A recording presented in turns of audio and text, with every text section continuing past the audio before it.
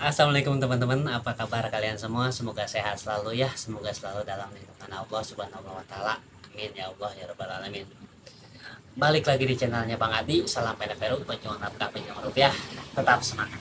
Oke teman-teman, di video kali ini saya mau menanggapi salah satu pertanyaan di kolom komentar di salah satu video saya ya. Dan dia bertanya ya, seperti ini teman-teman ya.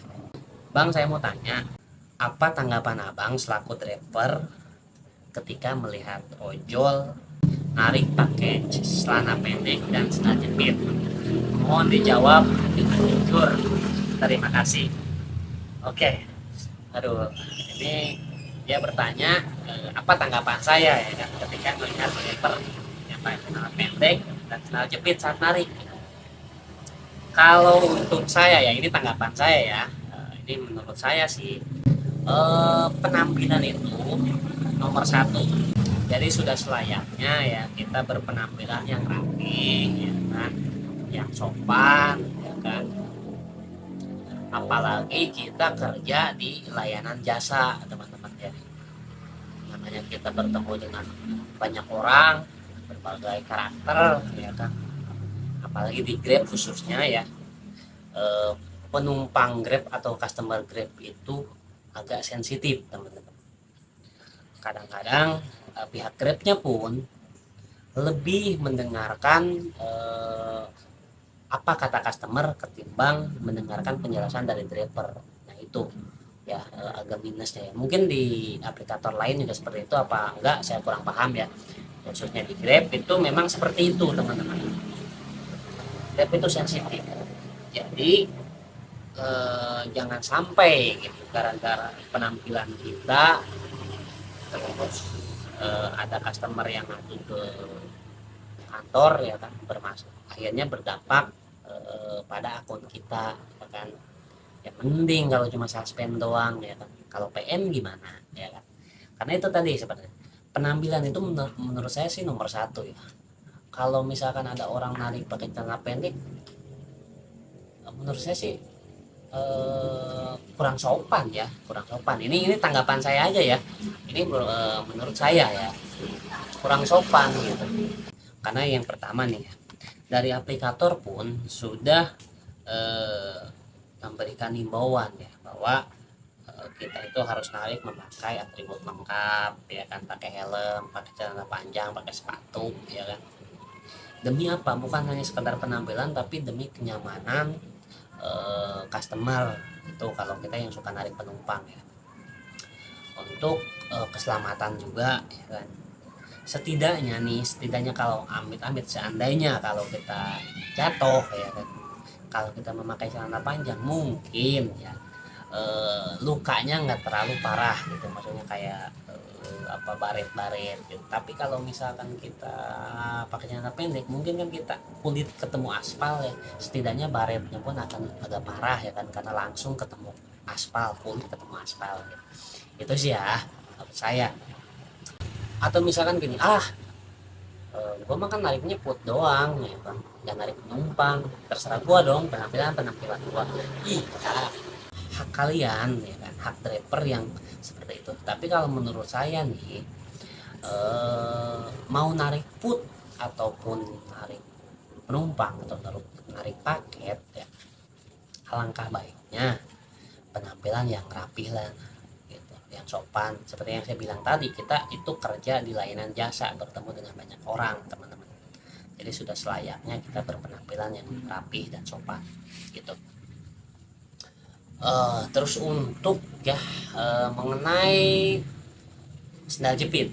Nah, kalau untuk sendal, menurut saya sih ya itu tergantung situasi, teman-teman. Situasi kenapa?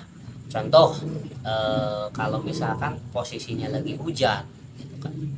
Saya pun selalu pakai sendal jepit, teman-teman. Karena posisinya kalau kita pakai sepatu ya, pertama namanya kita sepatu basah lembab ke kaki juga gak bagus ya, jatuhnya nanti kermatik ya, karena direndam air terus ya kan di dalam sepatu, pakai kos kaki pakai sepatu ya, itu rentan kena penyakit ya, rematik, contoh-contohnya rematik.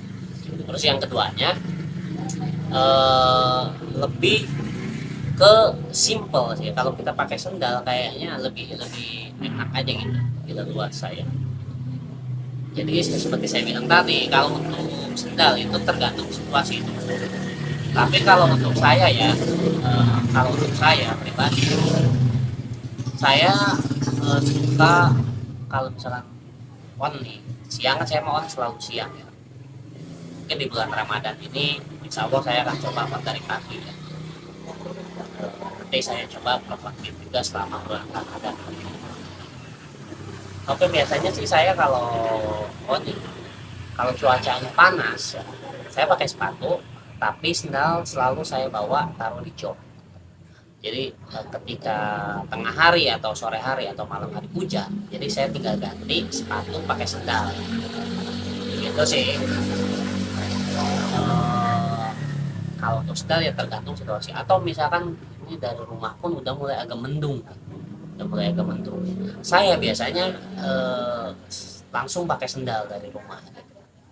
Karena melihat mengantisipasi ketika kehujanan jalan kita udah eh, standby memakai sendal dan kita bisa tetap on beat dengan nyaman gitu.